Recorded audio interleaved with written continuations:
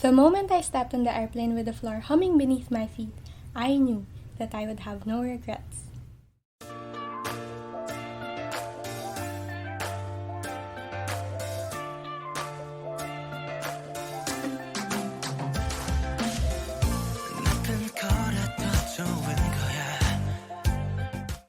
The COVID-19 pandemic snatched my chances of ever experiencing key senior traditions that are characteristic of high school, such as a junior prom and senior ball.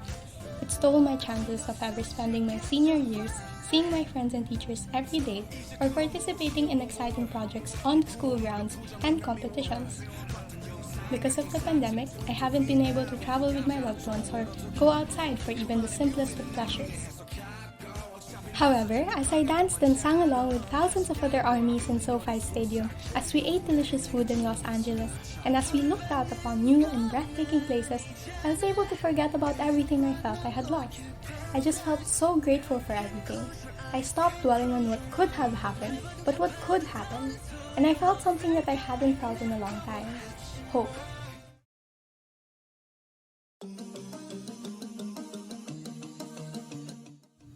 Before I tell you about LA, I have to tell you about how we were able to get there in the first place. It was like a roller coaster in and of itself. You see, none of my 3 older sisters and I thought that we would actually get to see BTS in Los Angeles. It was early October. Our passports were long expired. We could hardly get an appointment to get them renewed since the website of the Department of Foreign Affairs kept crashing. Airline ticket prices were skyrocketing on every website we checked. Our insanely weak Wi-Fi connection at the time threatened to sabotage our ticket buying process too. One night in November, I was about to go to sleep when I heard my sisters cheering outside our bedroom. Miraculously, my sister's boyfriend was able to schedule an appointment for us at the DFA, and we were eventually able to renew our passports. We were eventually able to purchase airline tickets as well. To buy concert tickets, my sisters woke up at 5 a.m. to line up in the Ticketmaster queue. They connected to the LTE on their phones and were able to buy enough tickets for all 4 of us. I really have them to thank for a lot of things. My sister's friend was also able to buy us tickets.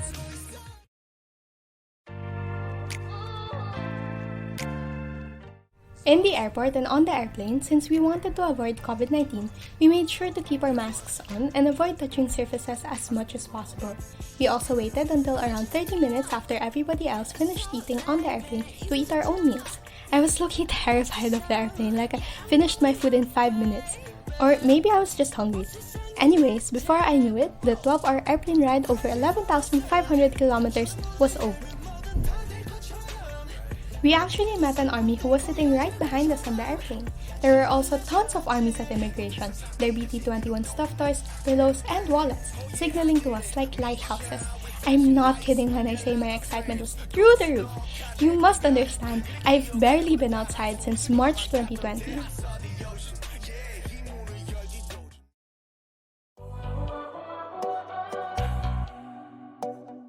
Before we flew to LA, we only had tickets for Day 4 of the Permission to Dance concerts. On November 27th, however, we accompanied our cousins who had Day 1 tickets to SoFi Stadium. I'd say this is the day when I could control my excitement the least. BTS was tantalizingly close. We could hear them doing the sound check. That night, we waited for resale ticket prices on Ticketmaster to drop, but they never did, even after the concert started. We gave up and decided to just have fun outside of the stadium. When the people in the stadium screamed and we heard BTS for the first time ever scream, "Make some noise!" Grabe, parang puputok na puso ko. See, it's on! It's on! I told you! On na! On! It's on!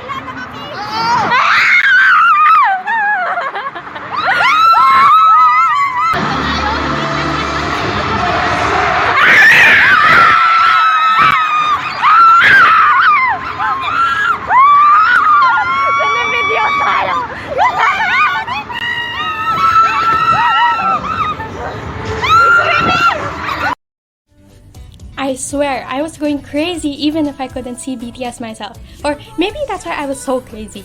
I couldn't control myself whenever I heard them singing and talking. And the funniest part is that we were actually featured on Korean national news the next day for dancing outside the stadium with other armies. 표를 구하지 못한 팬들은 공연장에서 들려오는 노래와 함성에 맞춰 즉석 무대를 만들며 아쉬움을 달랬습니다. Mommy, Daddy, I've made it. On December 1, we decided to search for resale tickets again. I wasn't gonna give up that easily. We were already there in LA. I spent the morning and better part of the afternoon poring over Facebook posts and comments for resellers and messaging them. Miraculously, once more, my sisters and I were able to purchase 4 resale tickets, buying each ticket only a little above face value.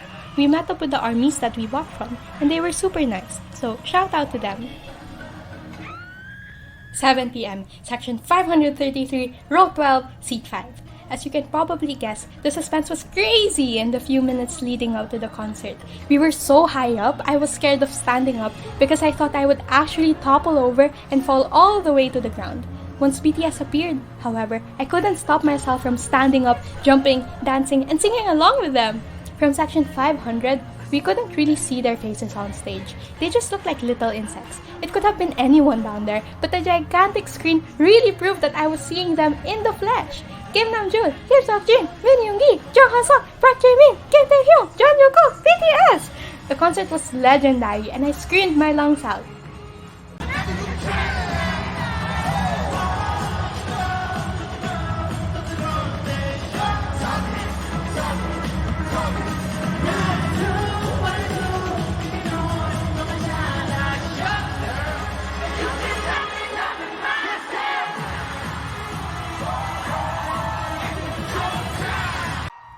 Chanting BTS and screaming fake love with thousands of other armies, singing You Can't Stop Me Loving Myself along with BTS and Idol, and knowing you're breathing the same air is really different and like a level above self-actualization on Maslow's hierarchy of needs. I'm kidding, but only a little bit. Even after the concert, my adrenaline was running so high. We stayed up late eating Chinese food and talking about BTS.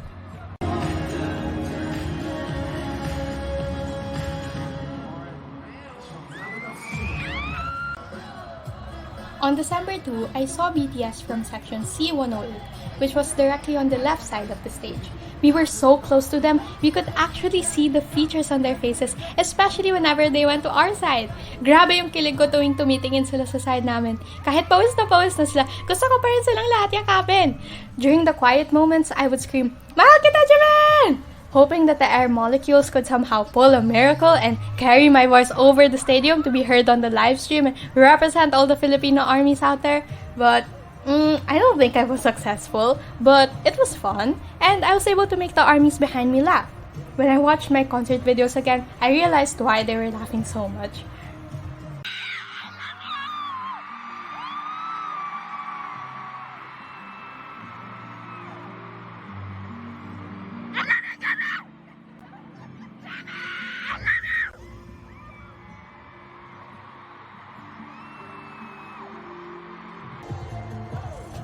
When they sang My Universe, I kid you not, I went insane!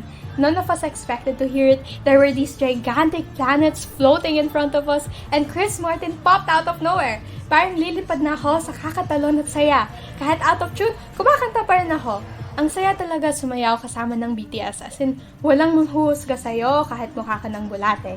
During the entire concert, I couldn't think about anything except how happy I felt.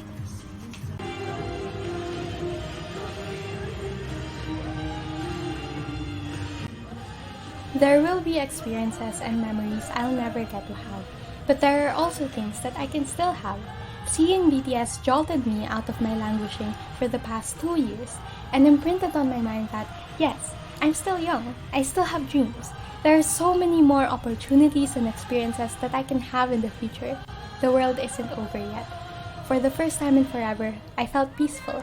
Despite everything I may have lost and everything I may have yet to lose, my life is still in my hands.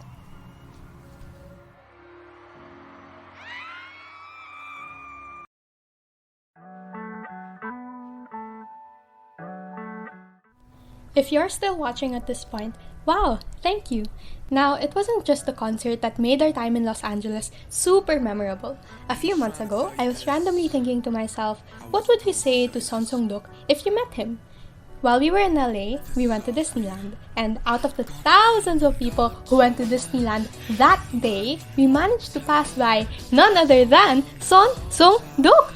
I'm not kidding. I ran up to him, asked him if he was Son Sung-duk, and he said yes. I didn't want to intrude too much on his personal time, so I quickly said what I had practiced so many months before. We love BTS so much. Thank you so much for taking care of BTS. Or something like that. I think he said thank you, but I don't really remember. But I do remember trying to project my voice and enunciate as clearly as possible because I was wearing a mask and people don't hear me as well with a mask, and that I said thank you to him so many times after.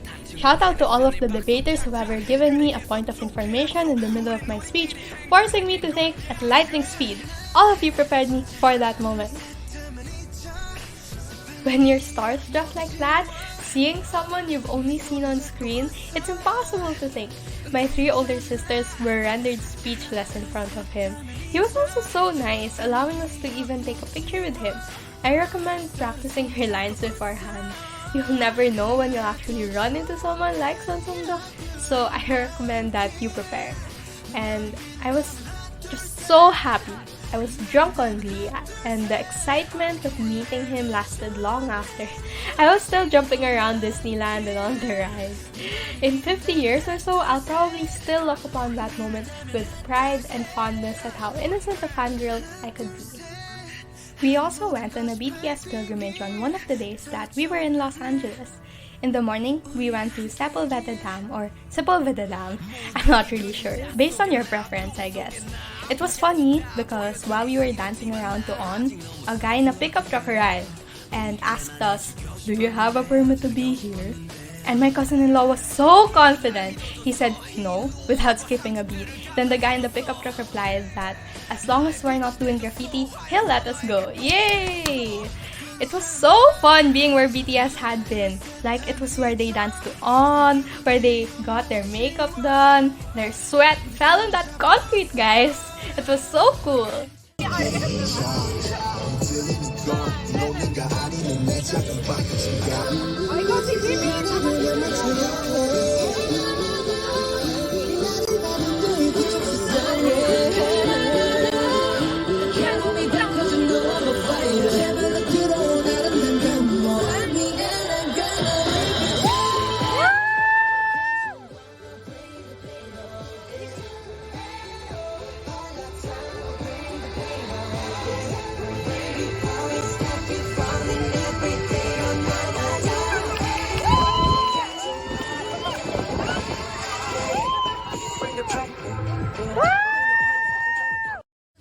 Afterward, we went to the BT21 store in Hollywood.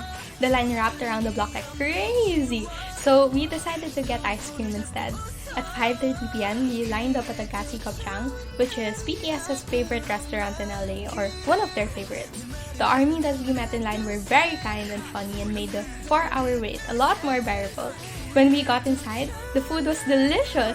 It was totally worth driving all the way to Koreatown and everything else. Like, it was the best samgyeopsal I've tasted in my life. It was so tasty, the texture was great, and the servers were so kind, telling us about their experiences with BTS. For the love of BTS, it's 10 p.m. and we're going to the Walt Disney Theater to take pictures. I'm not this crazy. Sinama lang nila ako. Yeah, sure. And we're shivering. But we're gonna go there. Not because it's Walt Disney or whatever, but because that is where they practiced. Yeah. 9 years ago. Whoa, that's... Go. 좋은 통장은 아닌 것 같아요. 그렇고 뭐 한 세 번밖에 없어서 터졌으면 좋겠는데. 자, 환경이 참 열악하다. 사진 찍어달라 하잖아, 스테판한테.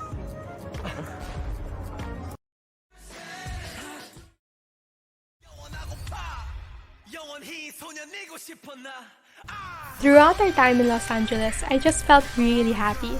I felt like my old self again. At least, during this trip, I was able to forget about all of the problems in the world and just have fun.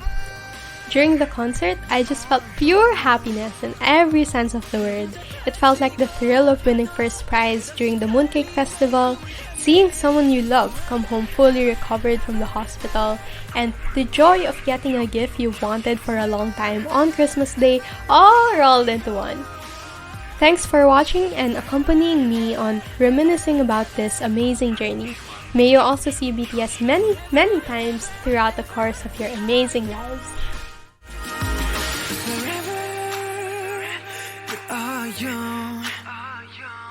나리는 꽃잎들 사이로 베어 달린 내 힘으로 Forever we are young 넘어져 다치고 아파도 끝없이 달린 내 꿈을 향해